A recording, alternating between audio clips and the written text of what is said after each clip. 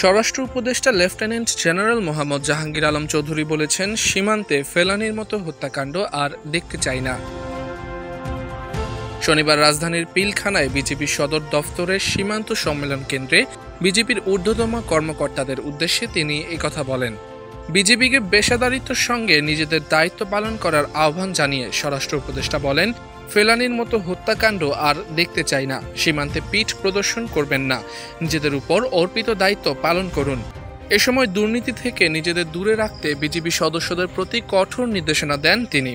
উপদেষ্টা বলেন, দুর্নীতিকে কোনো অবস্থাতেই সহ্য করা হবে না। যারা ঘুষ ও দুর্নীতির সঙ্গে জড়িত তাদের বিরুদ্ধে কঠোর শাস্তিমূলক ব্যবস্থা গ্রহণ করা হবে।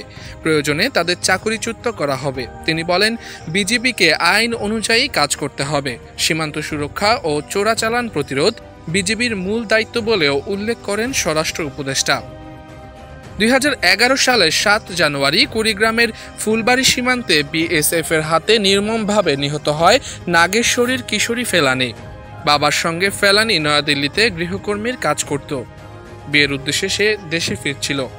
বিএসএফ 181 ব্যাটালিয়নের চৌধুরীহাট ক্যাম্পের জওয়ানদের এই ঘটনার জন্য দায়ী করা হয়। ফেলানির লাশ 5 ঘন্টা কাঁটাতারে ঝুলেছিল। বিএসএফ নিজস্ব আদালতে এই ঘটনার জন্য দায়ী সদস্যদের বিরুদ্ধে মামলা দায়ের করে।